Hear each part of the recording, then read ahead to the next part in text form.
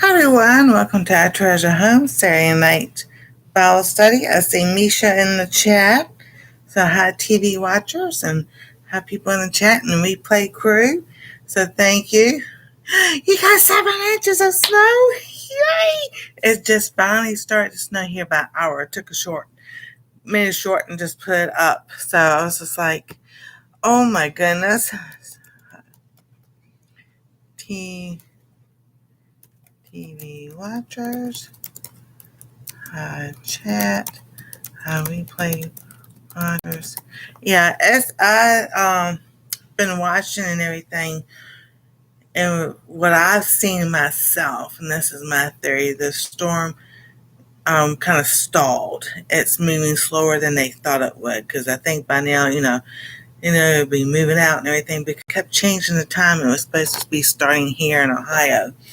So I was like, we were talking today, and we were just like, first it was 4 to 6, then 6 to 8, then 8 to 9, and then back to 6 to 8. And so it kept jumping around. It's like, oh, that storm's moving slower than what they thought it would be. So I was like, oh, that's cool. So, but it has finally started snowing. It's like, I want to say dusting. Everything is covered. So I went upstairs at 8:30. So in an hour and a half, we have a good coating down. So, and that's one other thing. It's cold enough for it to stick. That is for sure. And I tell you, I'm like, oh my goodness. So I only be hopping back and forth on my phone.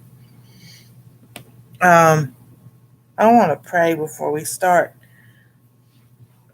our study, because I just feel like the Lord wanted me to pray. Dear Lord, we thank you for this evening. We thank you for that we can come together and learn about the Proverbs 31 women, but also the men that are in this chapter. We thank you that you can bring us together through the internet so we can learn from each other and support each other and help each other grow.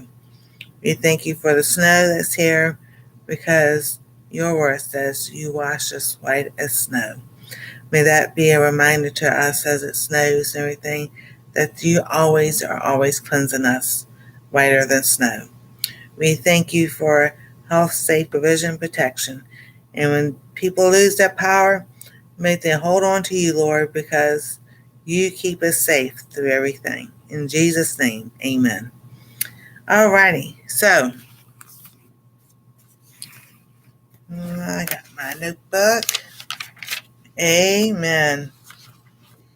I tell you, I think I've been so anxious about snowing, and that when we were looking at the map, and it showed it was supposed to be snowing at 8 o'clock and everything, and there was nothing.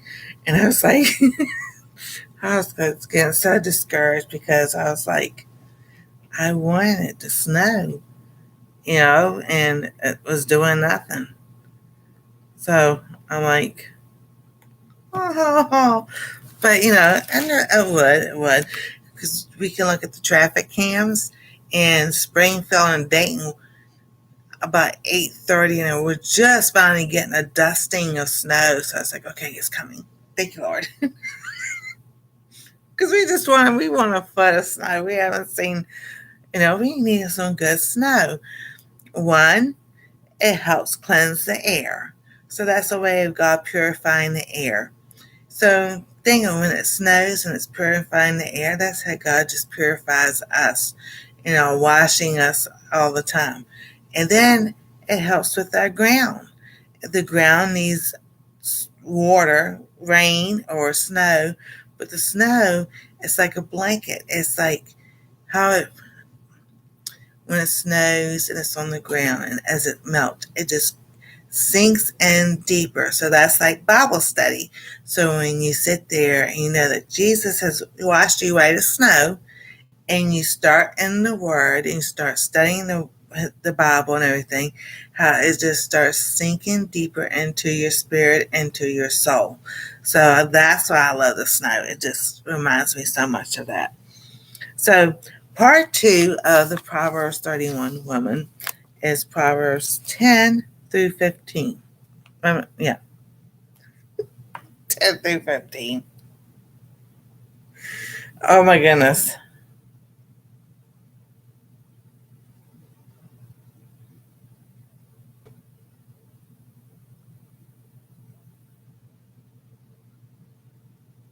And I'm going to read from the King James Version. So it says, "Who can find a virtuous woman? For her price is far above rubies. The heart of her husband doth safely trust her, so that he shall have no need of spoil. So she will do him good and not evil all the days of her life. She seeketh wool and flax, worketh willingly with her hands.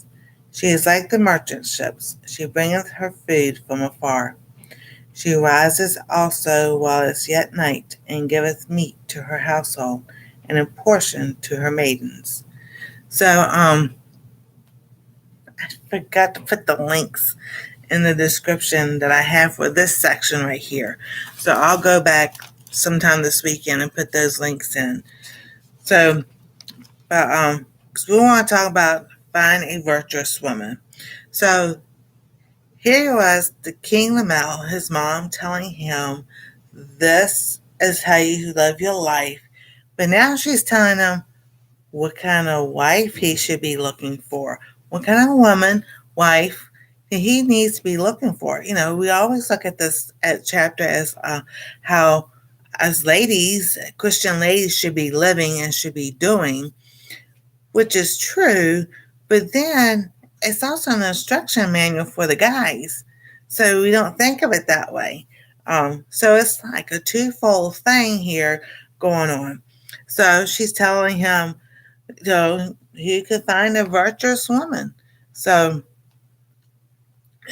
virtuous woman. What is a virtuous woman, and why is it important for a man to find a woman like that? How is her price far from rubies?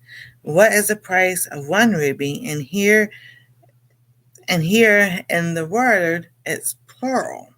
So it means many. What is far above rubies? What is so special about rubies? We're going to get to that. All right. So the American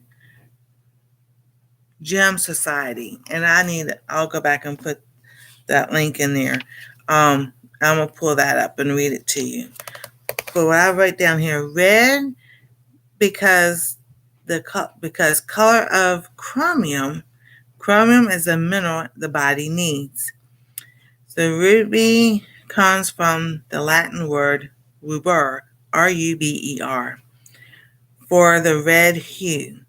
Colors of chromium classified as sapphire. All rubies are red, but can have hues of orange, pink, and purple tints. Made under extreme heat and pressure below the earth, they are tough and durable, yet chromium can cause cracks in tissues. Few grow into or large enough for fine quality. Value can be higher than diamonds. One of the rare gemstones, extremely rare and expensive. Rubies symbolize passion, protection, and wealth, love, commitment. And July's birthstone,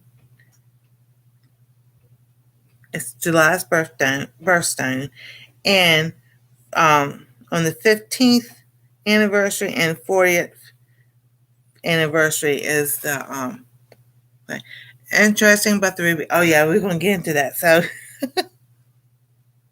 I was like, when I was doing the research, I was like, oh wow. So virtuous.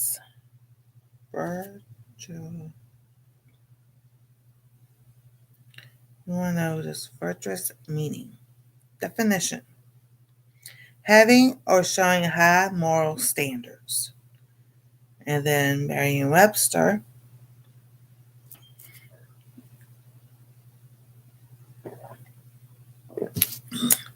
Having or exhibiting virtue, morally excellent, righteous, virtuous as an adverb, and virtuousness as a noun. Moral, ethical, righteous, noble mean conforming to a standard of what is right and good. Moral implies conformity to established sanctioned codes or accepted notions of right and wrong. Ethical may suggest the involvement of more difficult or subtle questions of rightness, fairness, and equity. Virtuous implies moral excellence and character. And then righteous stresses guiltlessness or blamelessness and often suggests a sanctimonious. And then noble implies moral eminence and freedom from any petty, mean, or devious in conduct or character. So, that's a lot. How, that standard is high right there, how a virtuous woman should be.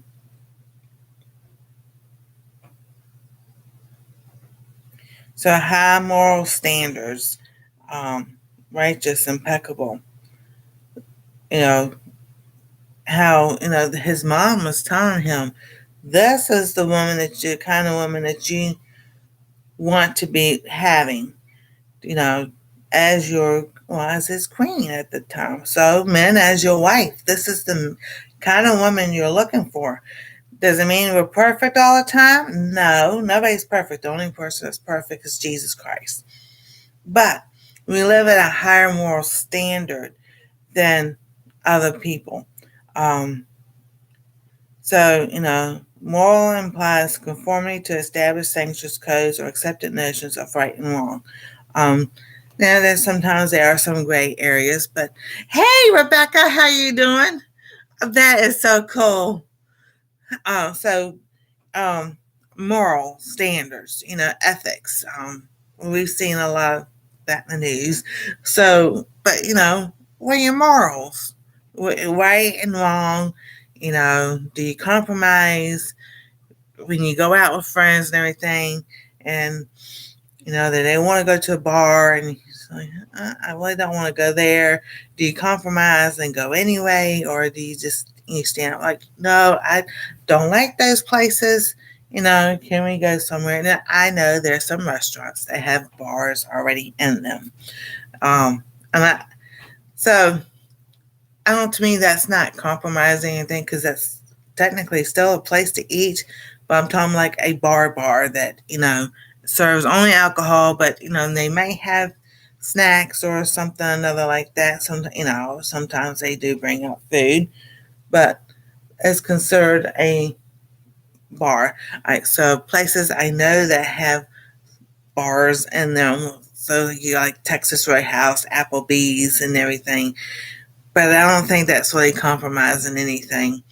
Now, if you went to a place that says Joe's Bar and Pool Place, that's specifically saying that he's a bar and everything. So, do you tell your friends, no, let's go find somewhere else to go? There's plenty of places to go and have fun and everything. So right then, very beginning, to find a virtuous woman. Hold on for a second. I'm not sure I got my Bible. Plus, I want to sneak a peek at the snow.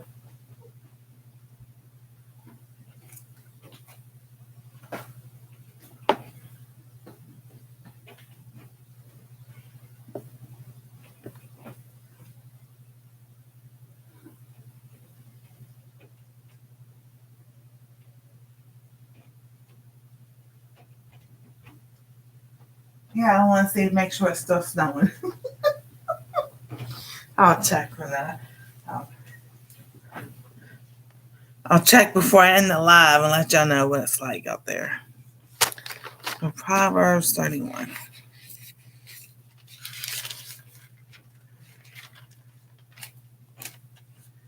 All right. So the next part of verse 10 is, for her price is far above rubies. All right.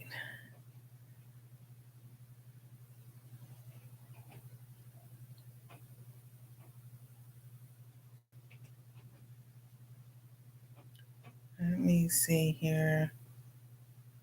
So I send my stuff all the time. And I should label things.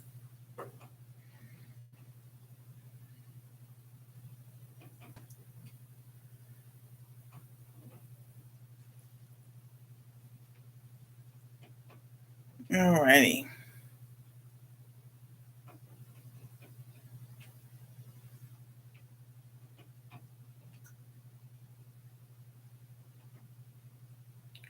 I'll put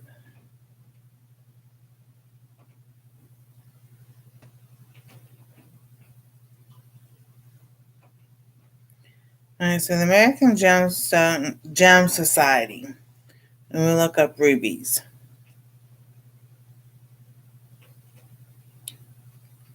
Alright, so here's the fun facts about rubies. And once we go through this, I understood why she said her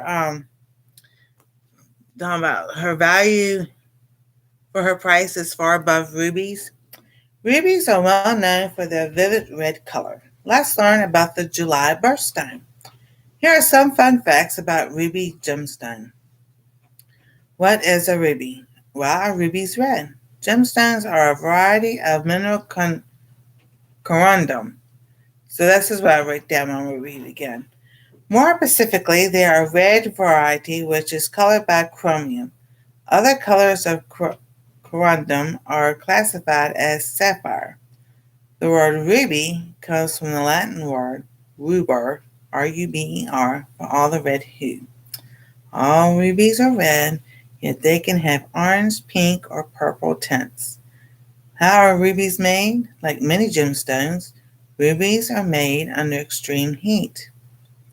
So, July birthstones, the history of rubies, symbolic of passion, protection, and prosperity.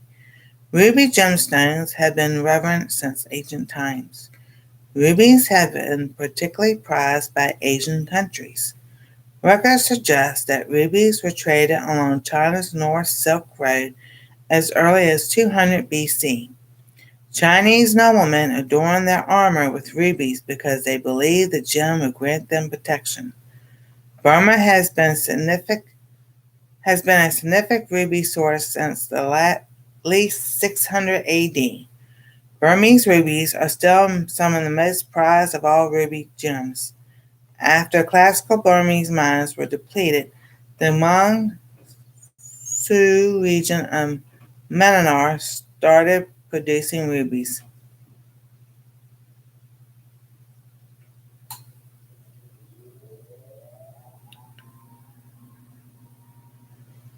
I clicked on the go. So in the 1990s, though these lacked the rich red hue of traditional Burmese rubies, they were treated with heat to improve saturation and transparency. Heat-treated rubies is a common practice nowadays. The ruby has a long history. It wasn't recognized as a variety corundum until 1800. Prior to that, red spinel, tourmaline, and garnet were also believed to be ruby. Even the black ruby, one of the famed crown jewels of England, was considered one of the largest cut rubies until determined to be a spinel. Spinel. Imitation ruby dates back as far as Roman times, though it wasn't synthesized until the early 1900s. The red fluorescent power of the ruby helped build the first working laser in the 1960s. Interesting. Rubies, both natural and synthetic, are used to make lasers, as well as watches and medical instruments. Alrighty, so let's see here. So I'm trying to sit there, so it talks about how much they are.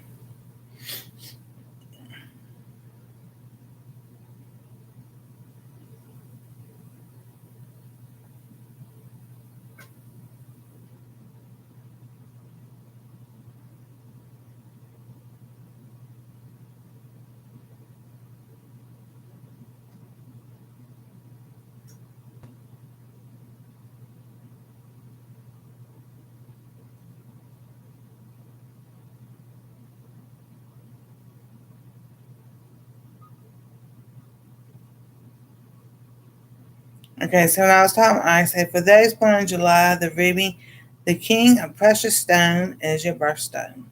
Ruby is a red variety of the mineral corundum, Corundum. So I may not be saying it right. Hey, Donnie and Jennifer.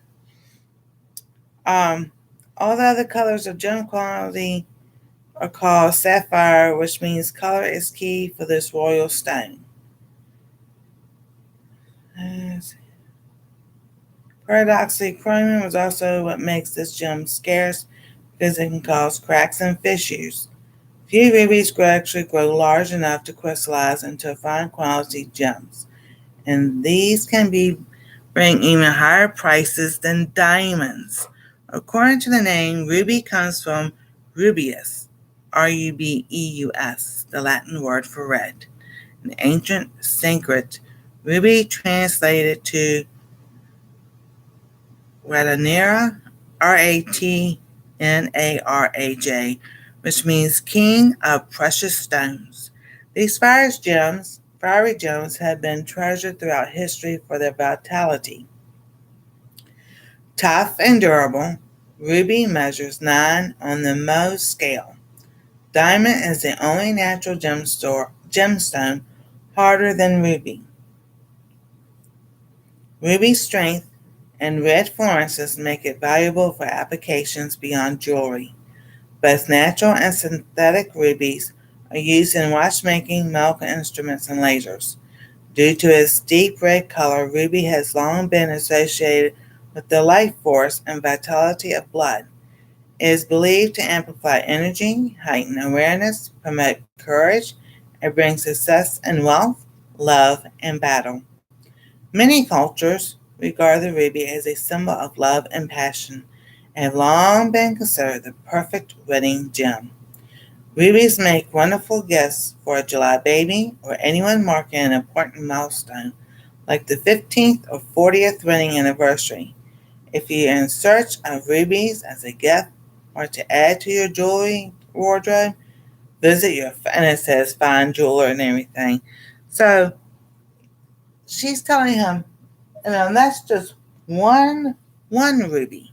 How precious stone it is. It's even more than diamonds. So I was looking through this and I was reading through it, and I'm just like, okay, a ruby stone, and then it's plural in the Bible, rubies. So that means more than one. So let's see. See, and can even bring even higher price than diamonds. So it's something precious. It's far worth than anything else. And then the meaning of it has been associated with the life force, vitality of blood, to get amplified energy, heighten awareness, promote courage, and bring success and wealth, love, and battle. So here his mom is telling him, this is the reason why your virtuous woman should be more than the price of rubies. So for her price is far above rubies. So a virtuous woman, her price is far above these rubies, because this is what a ruby stands. Just one ruby stands for all that that I just read and everything. So being plural, that means far more. Um, far and beyond. Right, so, when a word is plural.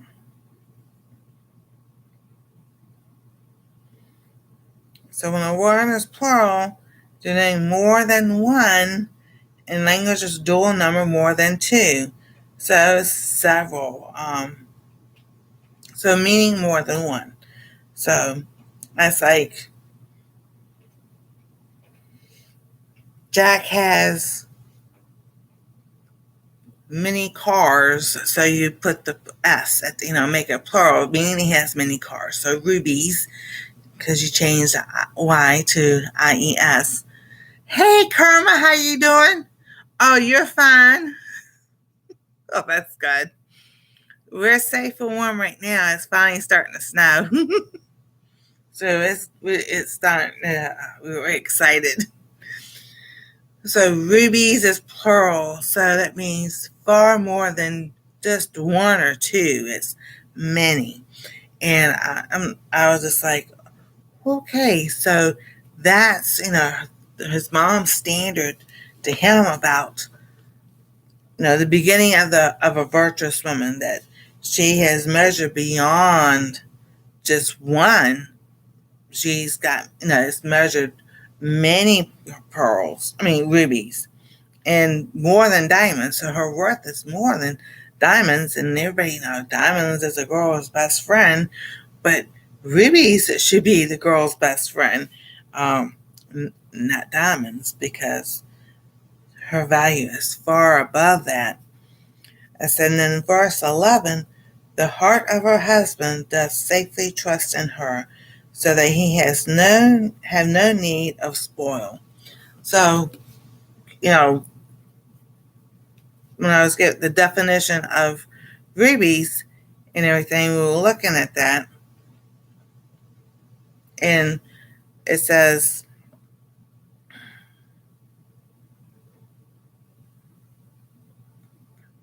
I'm talking about wealth.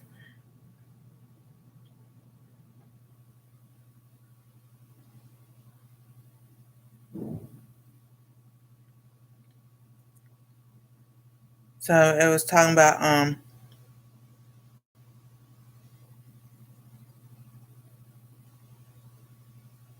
it symbolizes passion, protection, and wealth. So that's that trust that the king's going to trust in this virtuous woman because of all her attributes. Because the value of Ruby, she has more. She has a passion and protection, and it says talk about courage and support.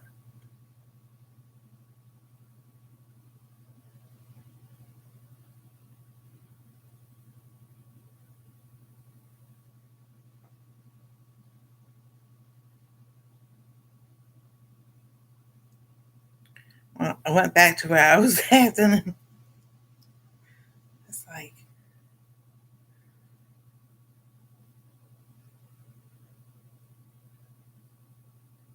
okay, so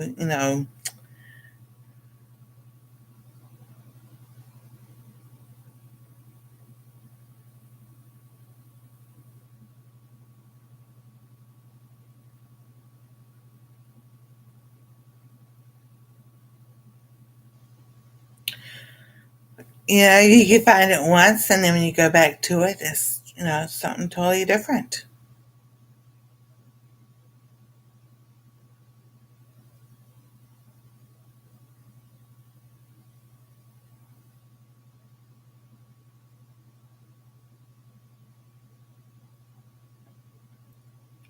Okay, so when it was here, I was reading, it was talking about how rubies are, you know,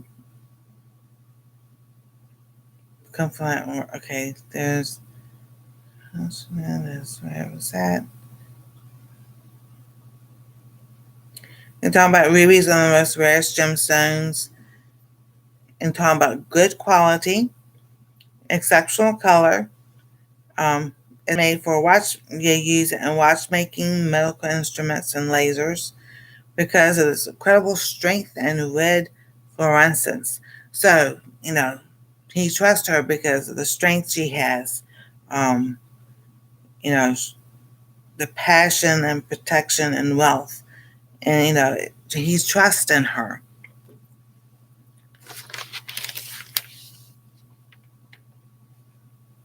So my note was her husband trusts her. No need of spoil. So what is spoil? Spoil is rot. She's not going to let things rot. Now we have refrigerators and freezers and everything, but back then, they had other ways of storing food and everything. So, here, but we can take it the same way.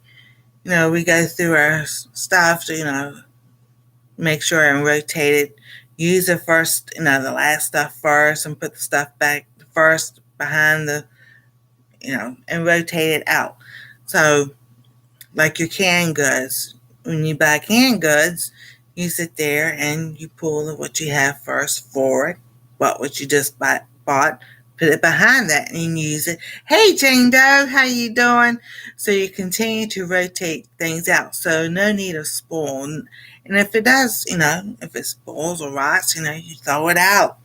So it's rot. It goes bad. It smells bad. Tastes bad. Brings bad things to the home. So not only in food wise, but in her demeanor, the way she talks, is she uplifting? I've talked about that a lot. How we speak about ourselves, how we speak about others? Hey, our nights. Does she speak kindly about other people? Kindly to her husband? Is she uplifting in her words to her husband? This is what his mom was telling him. This is what you're supposed to look for. She used foul language? Does she curse at things? Our words can spoil things. Life, the mood, attitude, and life. Here, words still have power. Attitude, negative, and pessimist. So, no need of spoil. But spoil can be, anything that rots. Our words can rot someone's attitude the rest of the day. It can rot the atmosphere. Yeah.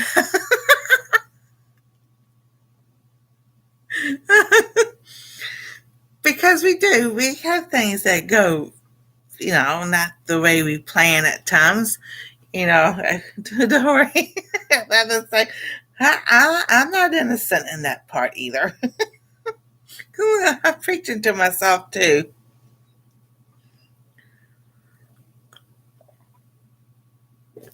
Because, and then, it's a good example of, okay, do we react or do we respond? Someone coming down, having a bad day, and slamming things on the counter or whatever. Do we go, wow, what's wrong with you or whatever? Or do you respond like, are you having a bad day? Is there anything I can help you with? So there is a difference.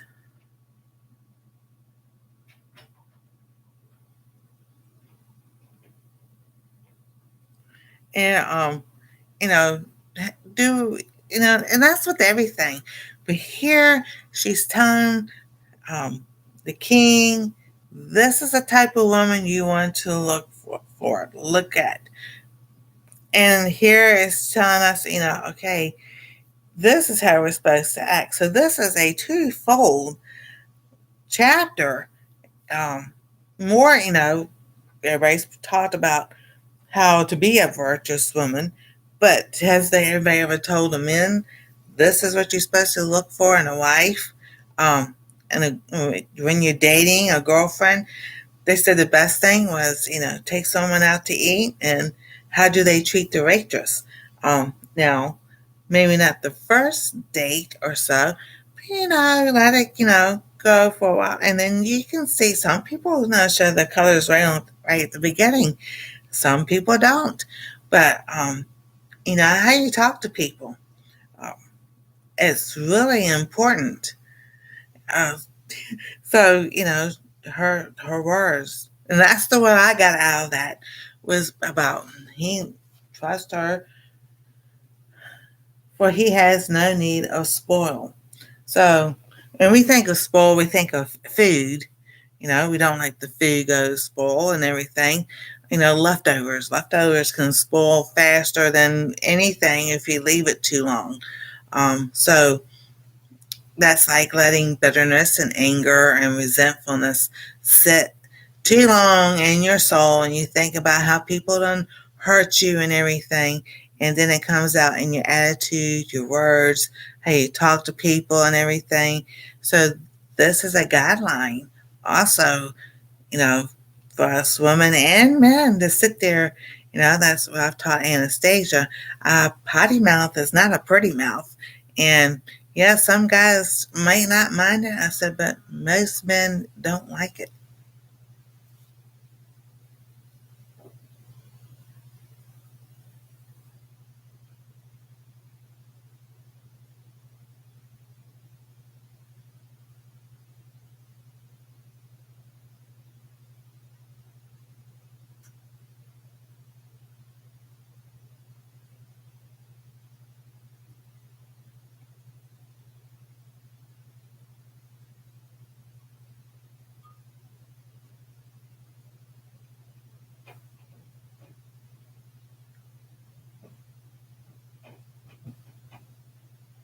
Hold on for a minute.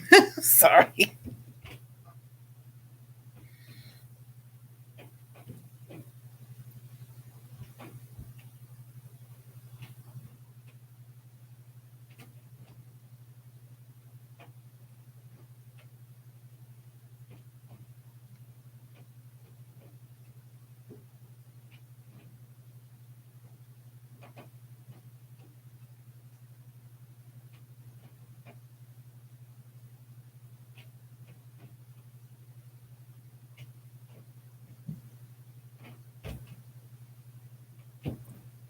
So, yeah. So, how you speak? How do you respond?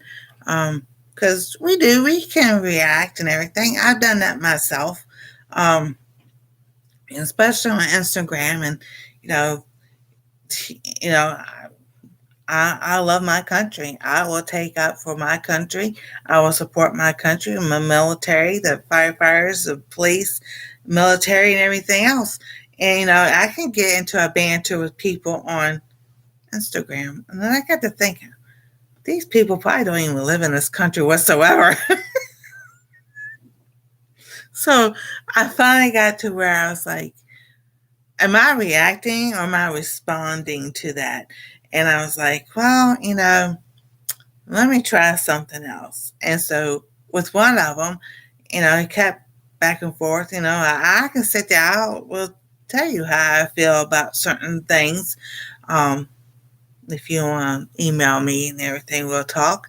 Oh, and because my grandparents had to come over, they came over in 1910, got remarried on Ellis Island because they didn't recognize, would not recognize or accept the marriage certificate from Czechoslovakia. They got remarried here. My brother-in-law came over in 1978 from Cambodia, him and his family. They had to have a sponsor and learn English and all that. So I feel that everybody should be the same way. So, but was I responding or was I reacting to the people on Instagram? I was reacting. I'm standing up and I'm gonna sit there, and then I got to thinking. I was like, so the guy kept on and on. So finally, I said, "Thank you for supporting me and being a fan." He goes, "What do you mean? I'm not your fan." I said, "Yes, you are. You're sitting here carrying a conversation on so everybody can see." I said, "We're carrying on this conversation. It's in the feed, it's in the post and everything. So you're supporting me because, you're still talking to me and everything." After that, he stopped. So I was like, I respond in a different way. And so, like I said, my mom hear these words still today.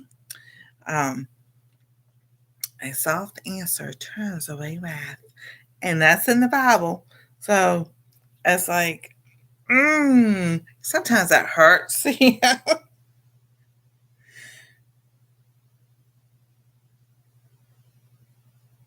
And you try to do it with your kids as much as possible. But it was sometimes, yeah, Proverbs 15:1, a soft answer turneth away wrath, but grievous words stir up anger. So, it was, Solomon was very wise on that.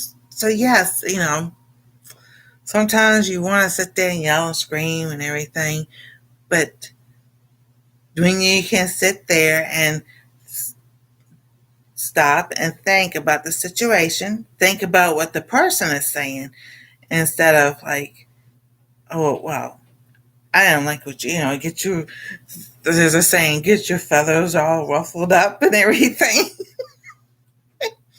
Instead, so that's me and my son. We learned that a long time ago that it was always a third person that sit there would get us to argue and everything. So when we learned that, it was like when someone started something, him and I would just look at each other and we'd just sit there. And the words of my mom, and he heard it too. A soft answer turns away wrath. So after the person had stopped, I would like, "Are you okay?" They'll be like, "Don't do no psychology on me." I was like, "I'm not doing psychology on you. I'm just asking you okay. You seemed upset and you kind of flew off the handle and you were doing this and everything." I just want to know if I can help you in any way because I don't know how to answer you. Or what kind of answer do you want me to give you? Um, you know, so learning to do that, I think it becomes part of a virtuous woman. Not spoiling the atmosphere of So we live with family.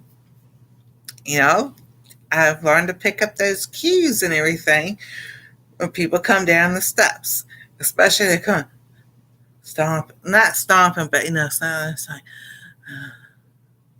I'm like, "Are you okay today?" "I'm just tired." I'm like, "Okay. Is there anything I can help you with?" So, it's those cues that we can sit there.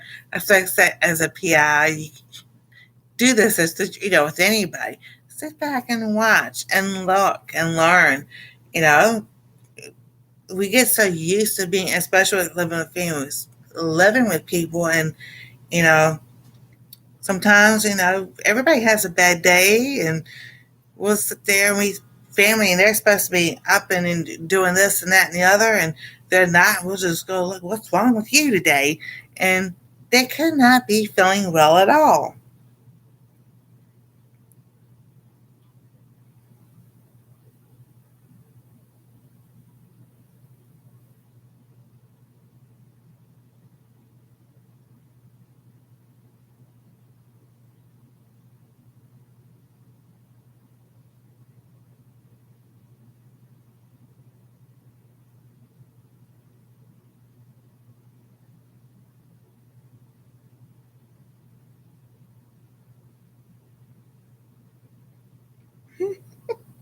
I'm telling you, this is all day long.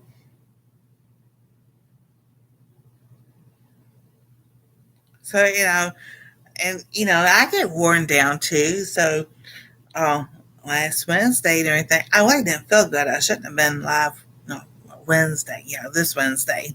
I shouldn't have gone live. I should just went to bed and everything.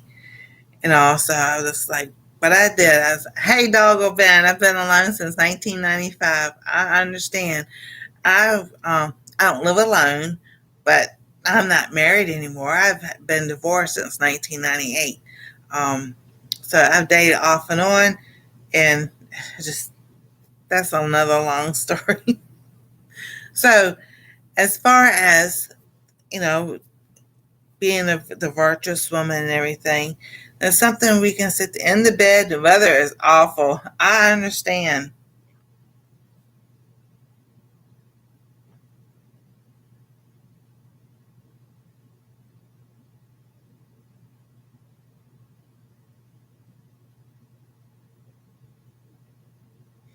Yeah, so you know, we think of these things and like, y'all, can we live up to this? Um, all good stuff, Ninja. Is this AI? Tells nothing but.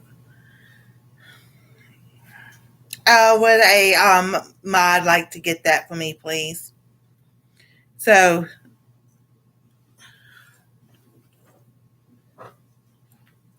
this is a Bible study, and if you cannot come in here and be nice and everything, want to learn, then you can go somewhere else. Thank you.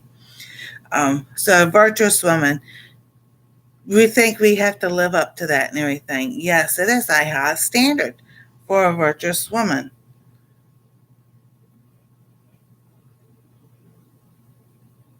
You know, when we looked at the word virtuous, ah, just a stinking troll. That's all that was. Well, and I'm telling you, once this is my thing, and I should have it up there. If you can't say anything nice, and you have to click on it to be in here. I'm gonna still keep it on public, but this is a rule. Once as a warning, twice you will be blocked. Period.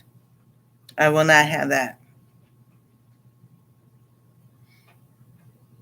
And just the devil trying to do a distraction. That's all that is. So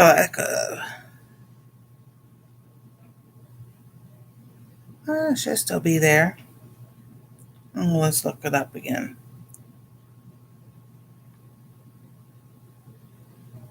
Exactly. Now, if well, Kiki Keyboard would do right.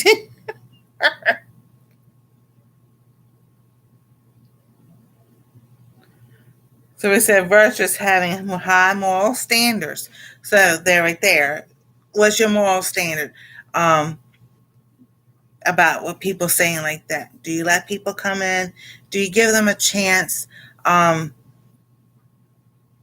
when they say stuff like that, I think you yes and no. Yes, you give them a chance to sit there because this is a learning. This is learning and everything. Um, but when they start saying stuff like that, you have to set standards. And yes, thank you so much for getting that. You have to set standards. That's what a man is looking for when it comes to the virtuous woman. Is she going to set standards?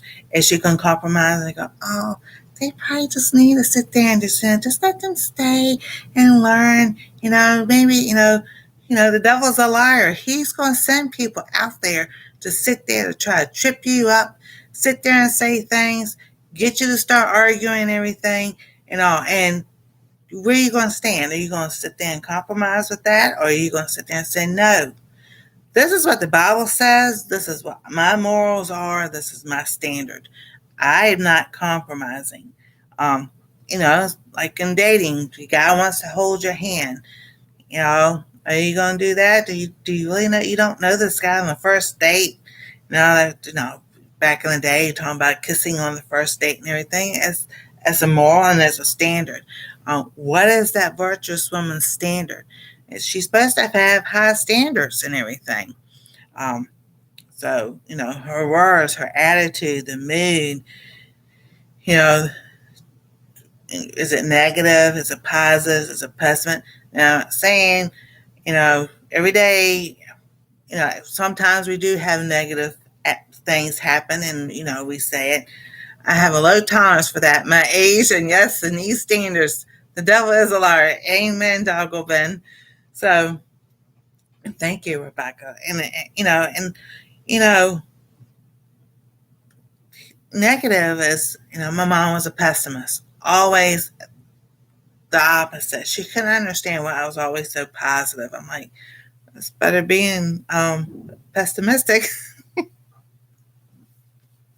So, but I can understand, things happen in life and people are that way and everything.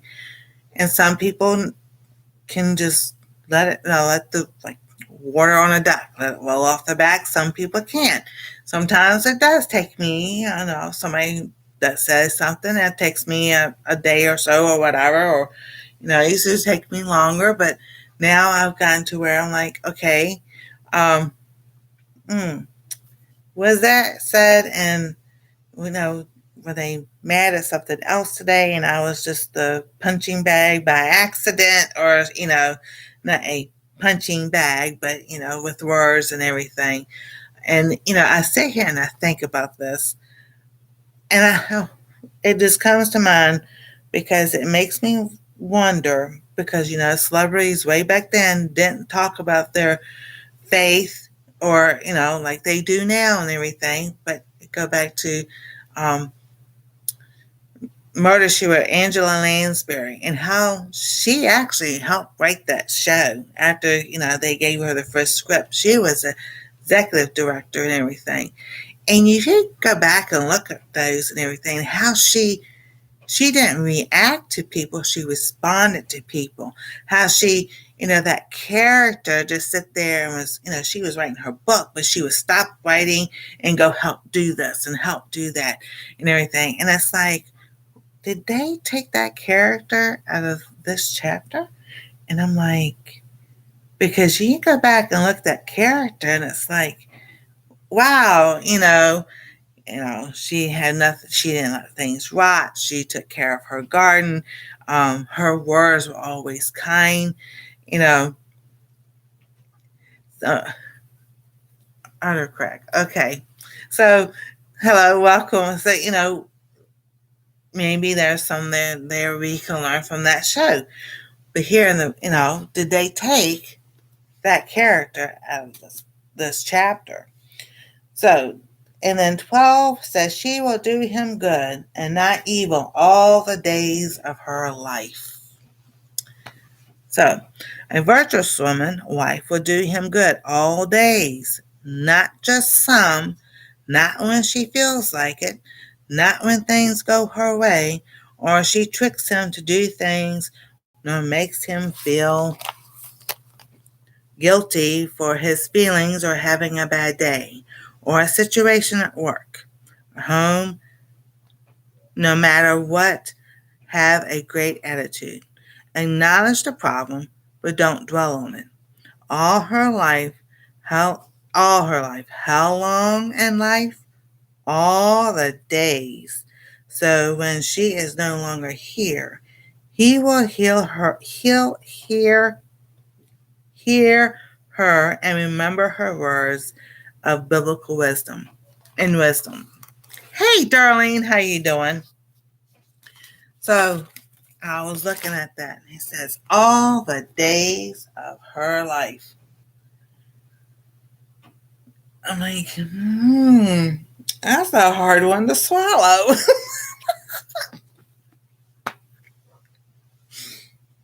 Do good all the days of her life.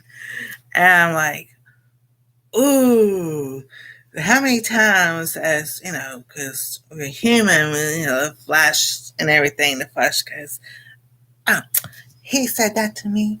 I'm just not going to speak to him the rest of the day. We've all done that. But here, this virtuous woman, wife, doesn't say that. If he says something that she doesn't like, she still does good to him. Maybe she does sit down and say, why did you say that? Or, respond differently.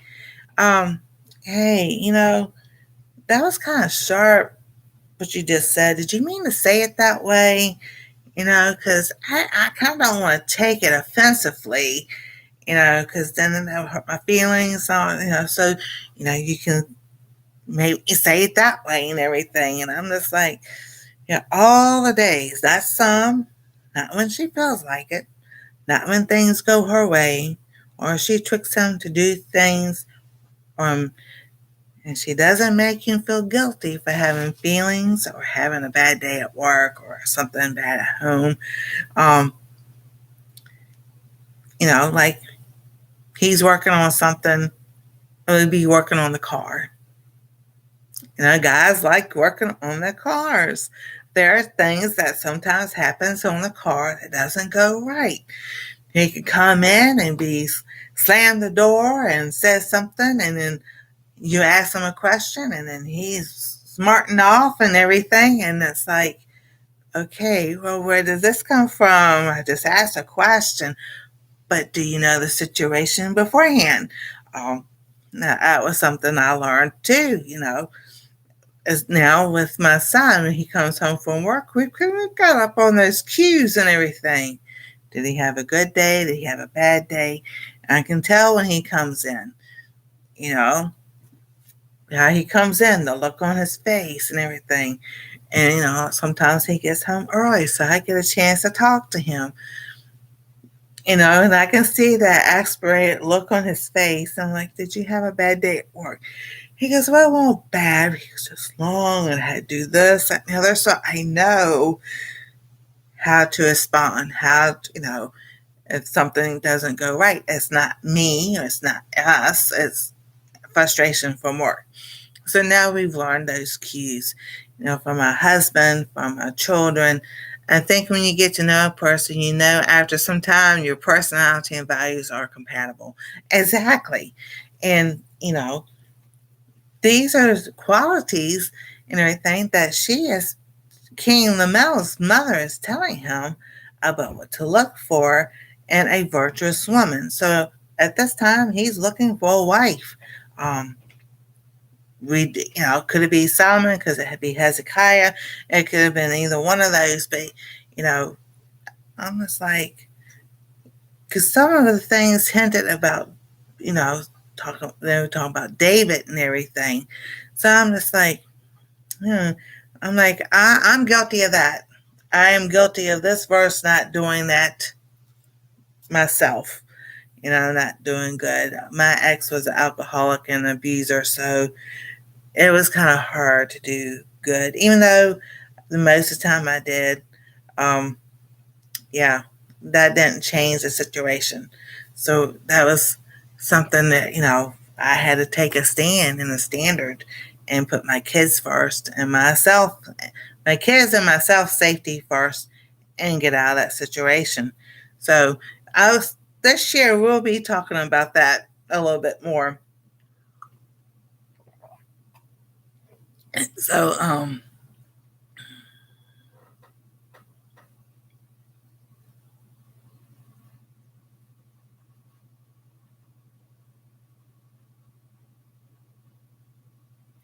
so um, you know, I think that also kind of goes both ways. We're not supposed to be sit there and be a doormat either. Whether you're a man or a woman, God does not call us to be doormats and be tossed around like a rag doll or anything. So this is talking about having high standards, your morals. What do you stand for? What are you going to sit there and um, say yes to or say no to? The Bible says let your yes be yes and your no be no. Um, hey, Serena, how you doing? Oh, 8 inches of snow. So, when that kind of like when I sit there, I was reading this and studying, and I'm just like, okay, maybe I'm still single because I still got some lessons to learn. And it helped Anastasia to understand what a virtuous woman is like. So, the heart of her husband.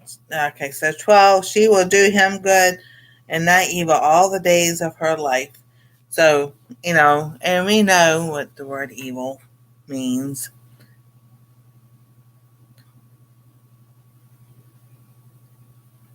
Evil, morally reprehensible, sinful, wicked. And, we think of inferior, causing discomfort or repulsion, offensive, disagreeable. Disagreeable is under the word evil because, we can be disagreeable with each other, but how are we are we disagreeable? And, like I said, not in the manner of, you're arguing or anything like that. So an evil temper, yelling, screaming, and all that. Have your partner's best interest in mind. Compromise, right? Yep. Oh, that's awesome. I always want to watch that movie. Say, causing harm marked by misfortune. This is all under evil. Noun is the fact of suffering, misfortune, or wrongdoing. Something that brings sorrow, distress, or calamity, often used in the plural. So, an adverb is evil manner. So, she doesn't do all those things to him. She does good. Um, it could be he works all day long and she's at home taking care of the home. Okay, thank you. We don't have Netflix. Taking care of the home, you know, even before kids, and then taking care of the kids. They do compromise on the work and everything, but make his lunch. Make sure he has snacks to eat and the groceries, or do they do the budget together and everything. So doing good, because God tells us to overcome evil. To overcome evil is to do good. So she does him good all the days. That's with attitude, feelings, um, you know and then have certain ways you can and just like be forthright. Hey, we need blah blah blah blah blah, or the kids need blah blah blah. 1, 2, 3, 4, and everything. Y'all have the budget together. You need to go together and look at it and everything, and that's a good way to do things, also. So now, verse 13. She seeketh wool and flax, and worketh willingly with her hands. So seeking. So verse 13. So now she goes out to work, or seek a way to bring income, money into her home, seeking wool and flax. So where is wool and flax found? Wool is from sheep, so she needs to know a shepherd or someone who raises sheep. So now we need somebody who raises sheep. She needs to know a shepherd, a supplier of material, and flax comes from it's a grain.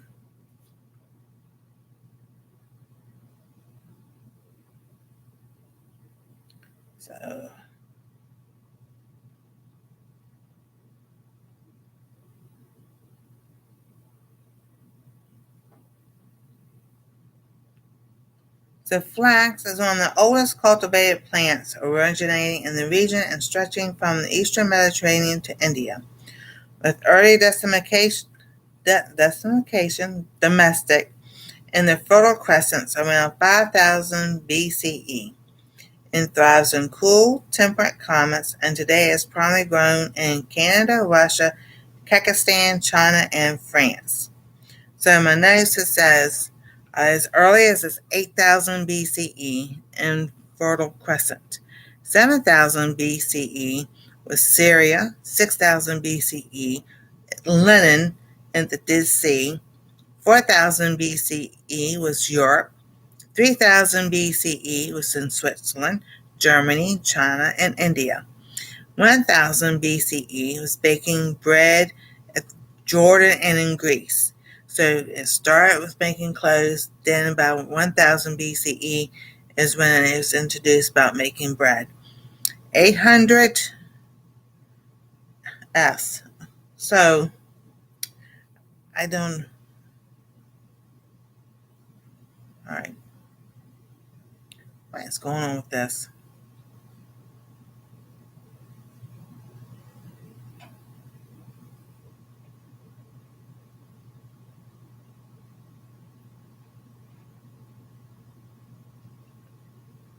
All right, let's see if I can find.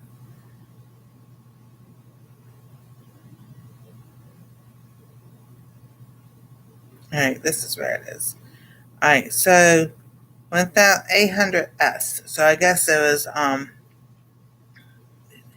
as in Charlemagne orders flax to be grown throughout his empire. In the 1600s, flax and linen production first brought to North America by the French colonists. In the 1800s, flax linen is replaced with cotton as the most popular fabric.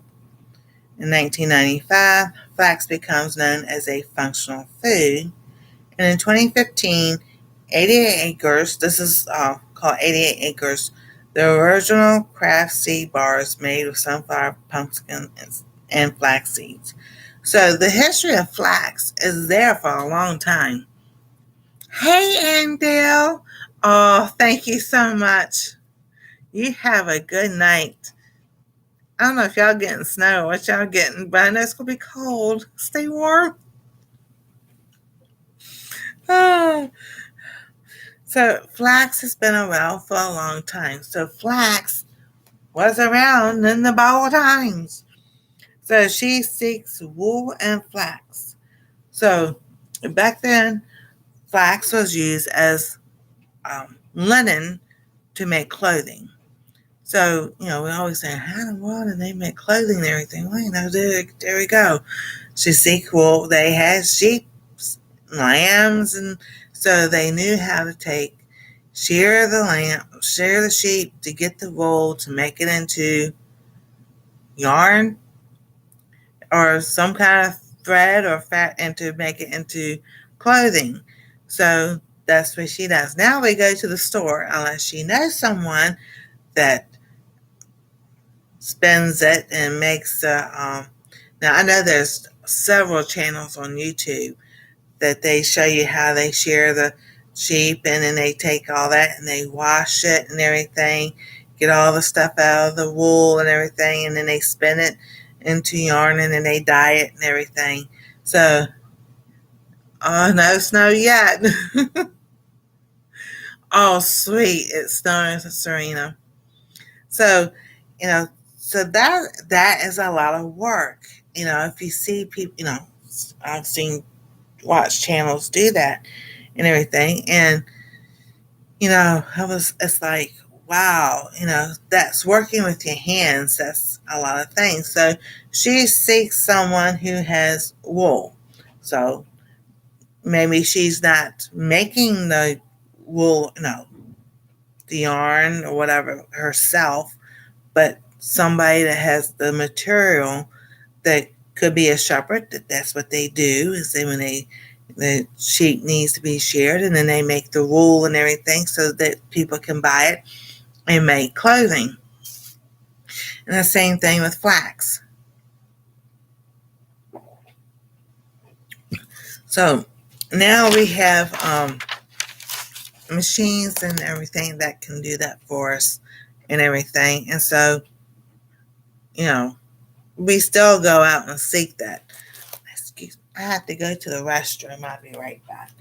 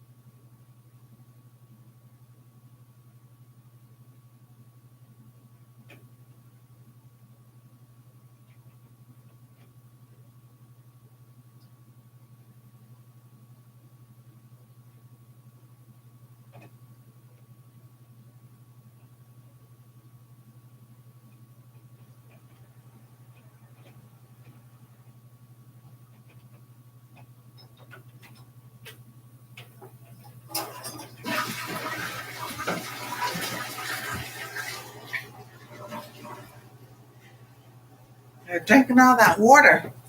So, her seeking flax and wool. Now, nowadays we go to the store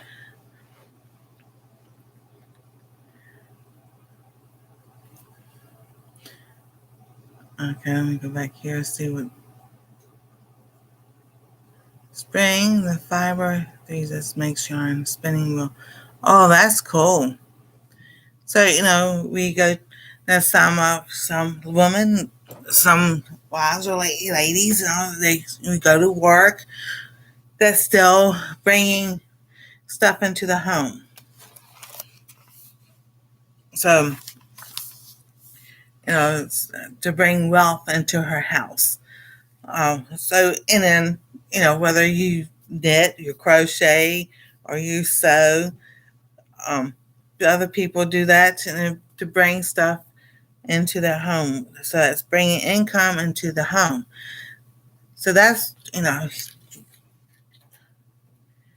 and maybe not so much as bringing wealth into the home, but as far as monetary stuff, as money, though that's probably what the verse may mean.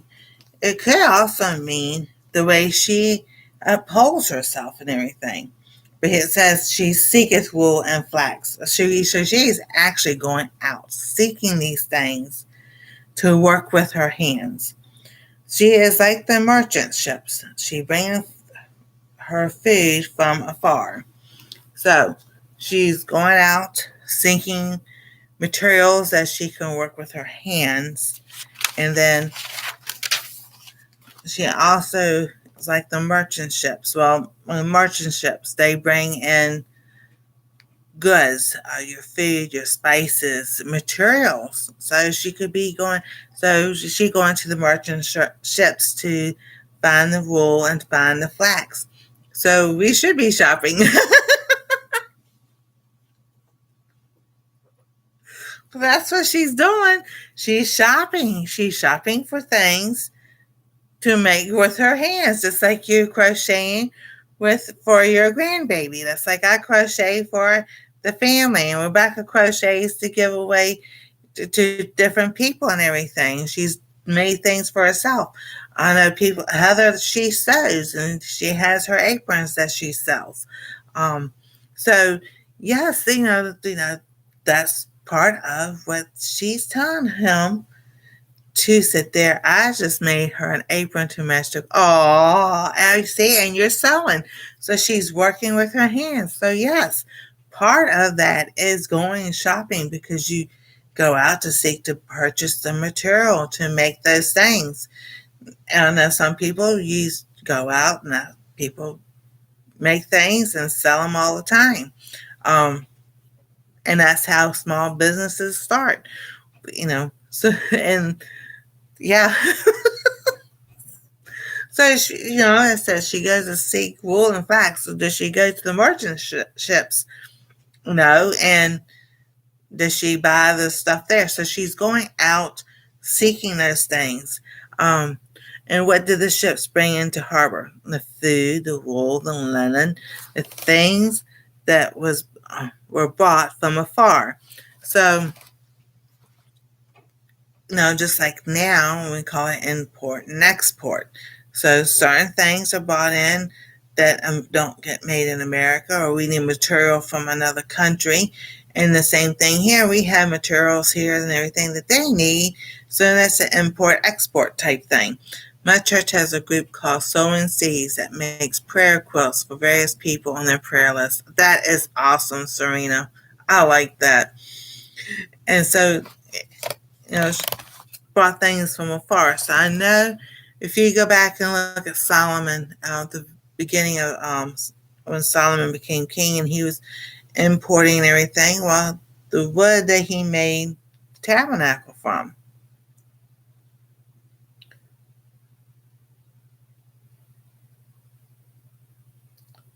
Solomon made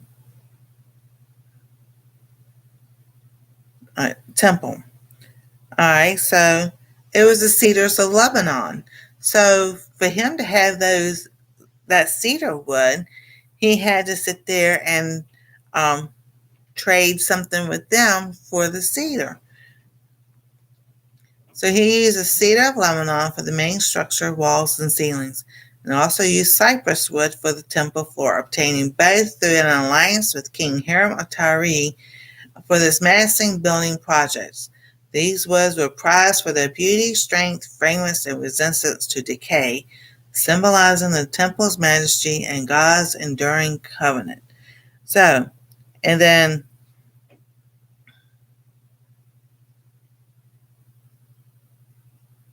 oh my goodness, this thing is just not. Google's all messed up.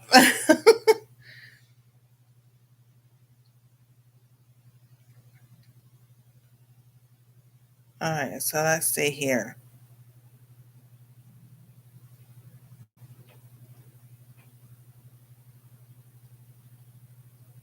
I'm trying to see. So this was back in the 14th century BCE. Let's see here. I'm trying to see what all right, so what did Solomon?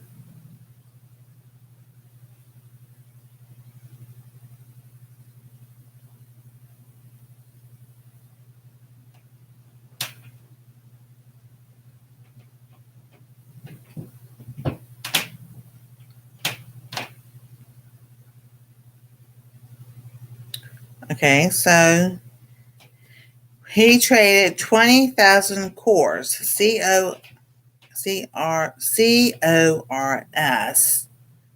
about approximately 100,000 to 125,000 bushels of wheat and 20,000 baths of gallons of pure olive oil. So, oh my goodness. Yeah, I believe it. So, in order to get the cedar and the cypress wood, he traded, you know,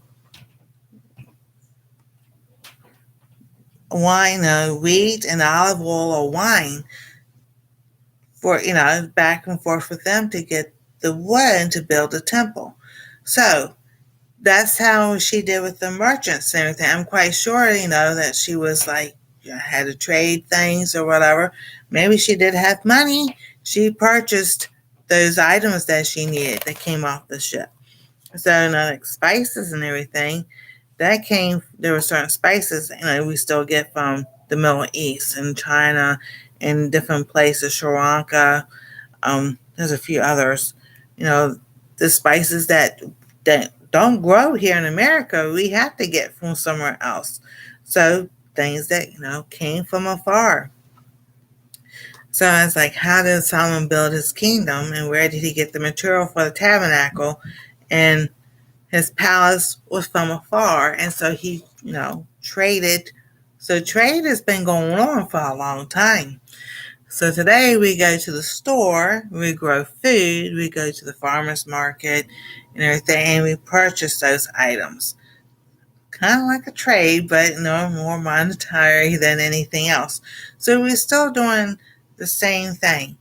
And do we, make wise decisions in those purchases because that's what she was doing. And, for the home, it's useful for the home, for the family. Does it help build the king up, the husband up? So and then, excuse me, and then verse 15. So 15 is, she rises also while it is at yet night, and giveth meat to her household, and a portion to her maidens. So we rise up into, the virtuous woman, we work at all hours of the day and night, especially when their baby's born, because babies sleep most of the time when they're first born, 4 hours. They get up every 4 hours. They, need a bottle of milk or something, their diaper changed or something or another. So she is, she's taking care of her household. So she also takes care of her household during the night. Those who are sick, those who may not be able to sleep. Think of babies that are up during the night. Give them meat. So meat is the same thing as we know it today. It was, meat was, um, giving them something to eat, something that they need to eat. So, what kind of meat? Well, we think of meat like, chicken, turkey, hamburgers, or something other. But meat could also be, like I said, a baby who needs to be fed in the middle of the night. It could have been an animal that she was taking care of too, you know, that needed to be fed. So, and then what kind of meat? She also took care of her maidens. That means she had those that helped her. Today, they would be an employee or those that help us with household things. So, maidens back then, when we say maid, they were called maidens back then, was a girl or a young female of unmarried or a virgin and a female servant or handmaid. So, and there she's telling the king, you want a virtuous woman, a wife, a queen that will take care of all these things. When someone's sick, when they need something to eat or something's going on, you know, not only the family members, but their servants and their maidens that were there to help them. Now, there are people who have servants today, and how are they treated? Do they get taken care of? We see it in the shows. All people, have a butler or a maid and everything, and um, this one just came to my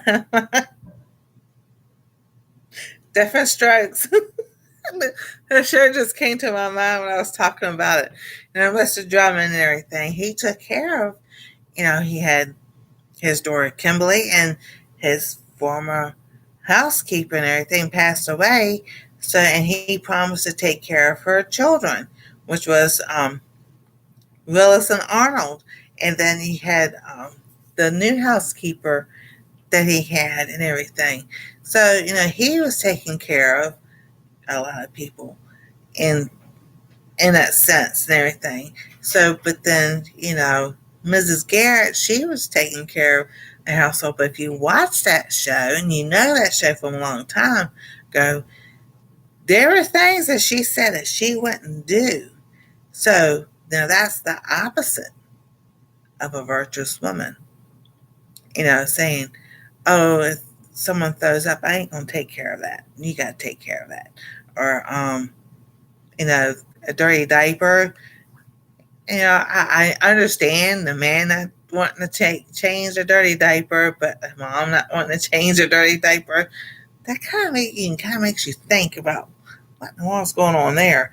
So, but things like people getting sick or they work late at night and they come home. You think of your the public servants, your firefighters, police officers, military, EMTs, and everything, doctors, nurses. There's others like other people, security people, and everything. We have all had different hours that we worked and everything. Maybe it's somebody that works, at odd hours, like 3 to 11. So she stays up to make sure, her husband gets home. He gets fed and everything. She takes care of household during the night. There's some places they have odd hours like 7 p.m. to 3 a.m. Is she up? Are you up then? I had that those hours, 7 p.m. to 3 a.m.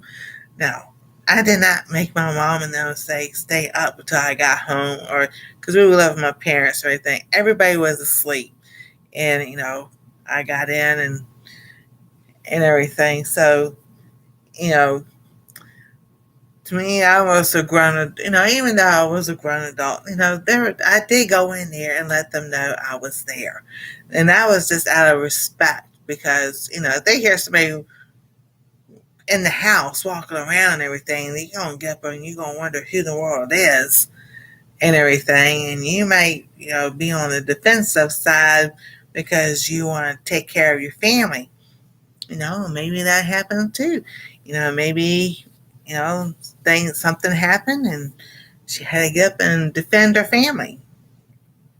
We don't know, but that's some of the things that the king's mom is telling him.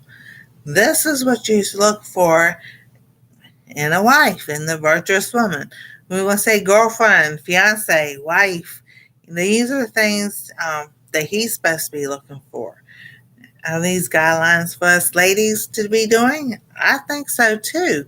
Because like I said, this is a twofold chapter. It's not only for this woman to sit there and say, oh, so this is how it's supposed to be. And the man, oh, this is what I'm supposed to be looking for. Well, let me see, and then take, checklists. Now, can we live up to those things? I think we can. It takes time. It's a learning process, just like everything is a learning process. And that's why, let me see. Is it Timothy? Let me find it. Where?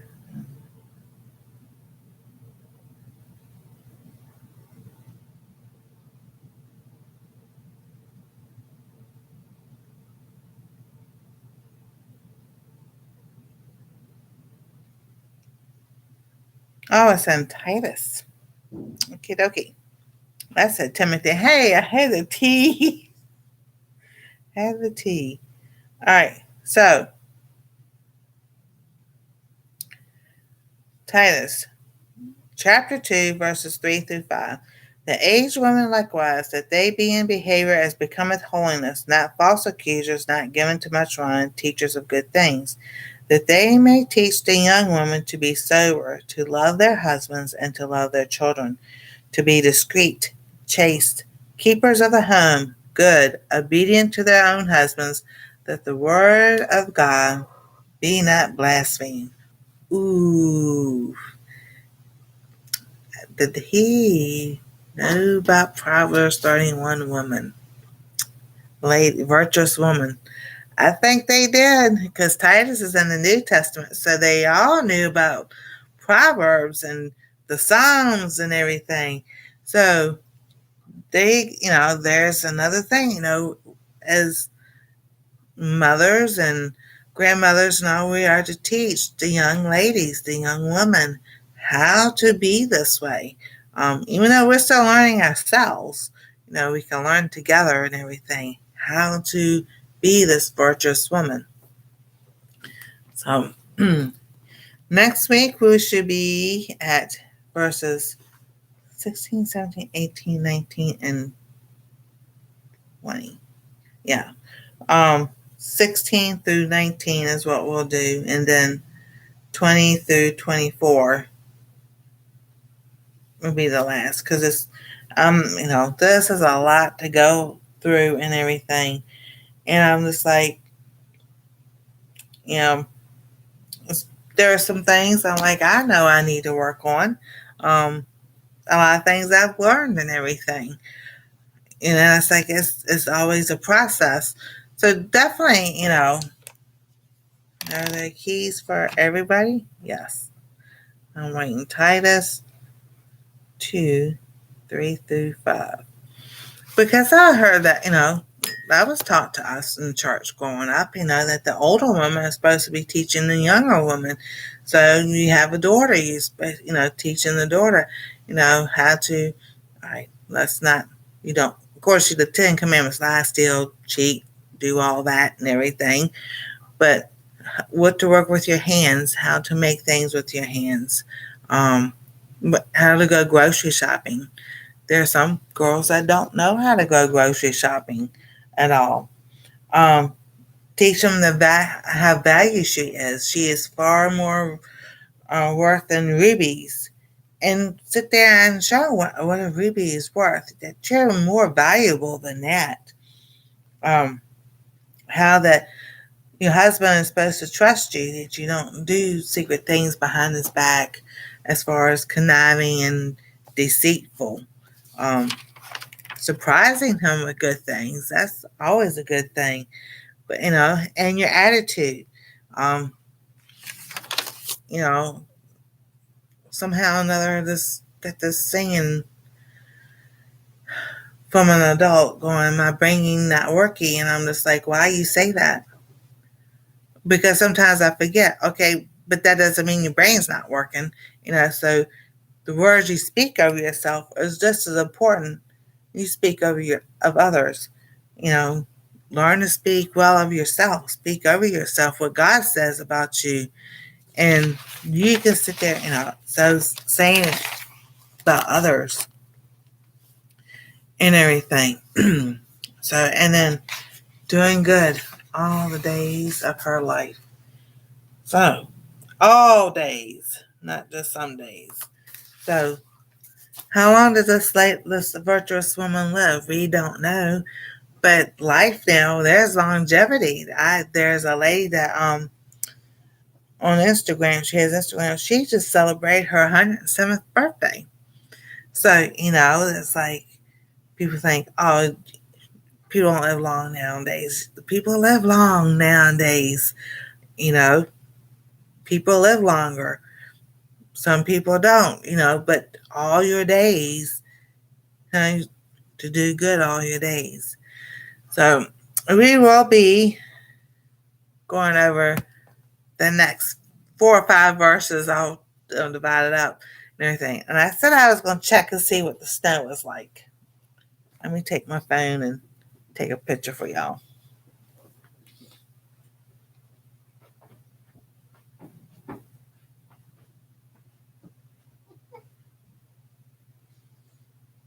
Yes, I'm giggling at myself because I'm sitting there hopping along. Oh, la la la la la. The Lord is good to me, and so I thank the Lord for giving me the apple seed. The Lord is good to me. Oh, if you only get that much, I'm gonna be upset. Oh no, it's still snowing.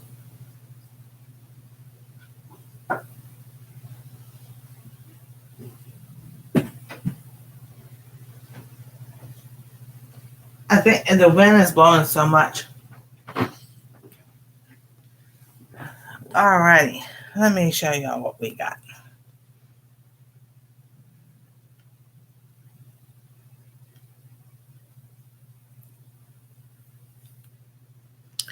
It hasn't changed that much. That's what we have so far. But it's still snowing. It's just that the wind is blowing it and everything. And oh yeah, wind chill's -9. I understand. We are 11 and it feels like a -1. But this is our map. So it's it's snowing, but it's gonna be going all night long. So they're telling 9 to 12 inches. So before I go to bed, I'll check again. I'll probably be up in a couple hours checking again and everything. So, but thank y'all so much for being here tonight. And thank you so much, Jane Doe, for getting that troll. That was rude. Like I said, to be nice, or you just go somewhere else because I don't have that and everything. So y'all have a wonderful and blessed night. Everybody stay safe, stay warm. If you lose power, it's okay. Just do the best you can. We're ready. Oh, you're welcome, Misha. It's good for me too. Like I said, I'm not only preaching to y'all, I'm preaching to the choir. So, and everything. So y'all have a wonderful and blessed night. I'll let y'all know Monday whether we have power or not. Because we don't have power, I can't do a live Monday. So I'll keep y'all up to date on that. Yes, there was a troll. Y'all have a wonderful, blessed night. God bless. Stay safe. We love y'all. And we'll see you next time on That Treasure Home.